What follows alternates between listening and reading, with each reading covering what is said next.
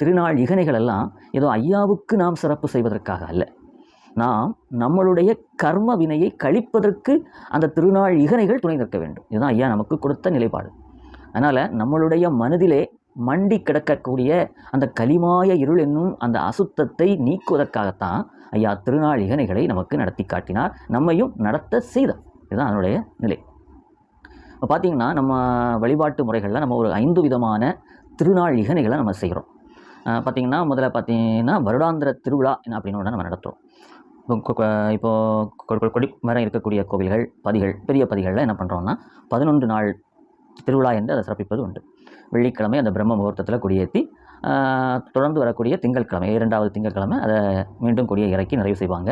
ஒவ்வொரு நாளும் ஐயா ஒவ்வொரு வாகனத்தில் அந்த வீதி விழா வருவதும், அந்த கடைசியான திங்கட்கிழமை ஐயாவை தேரிலே அமர்த்தி ஒவ்வொரு மக்களெல்லாம் சேர்ந்து தேர் இழுத்து அந்த சிறப்பு செய்வாங்க. இது ஒரு திருவிழா.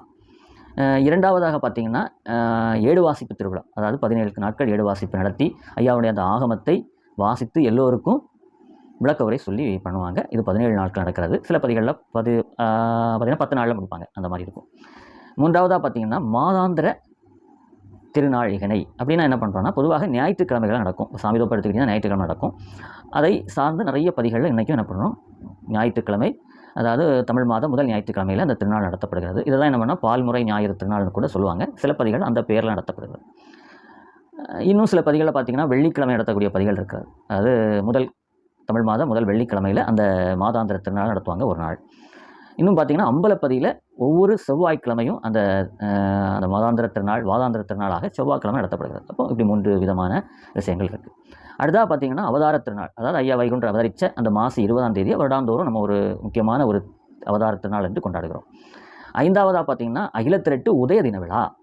அதாவது நம்ம அகிலத்திரட்டு எழுதப்பட்ட கார்த்திகை மாதம் 27ஆம் தேதி ஒவ்வொரு வருடமும் அந்த அகிலத்திரட்டை கைகளில் ஏந்திலே ஊர்வலம் சென்று அந்த ஆகமத்தை படித்து அந்த விழாவை நம்ம சிறப்பிப்பது வழக்கம்.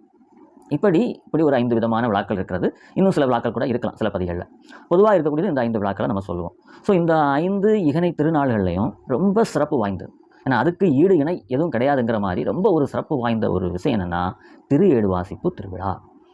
மற்ற விழாக்கள் எல்லாம் இதுக்கு கொஞ்சம் கம்மி தான். ஏன்னா இது ரொம்ப எளிமையாக நம்ம எதுக்கு இந்த பூமிக்கு வந்தோமோ கர்ம கடனை கழிக்க வந்தோம், அந்த கர்ம கடனை கழிக்கக்கூடிய விஷயத்தை ரொம்ப சிறப்பாக நமக்கு எளிமையாக அற்புதமாக செய்து முடிக்கக்கூடிய ஒரு திருநாள் என்பது இந்த திரு ஏடு வாசிப்பு திருவிழா.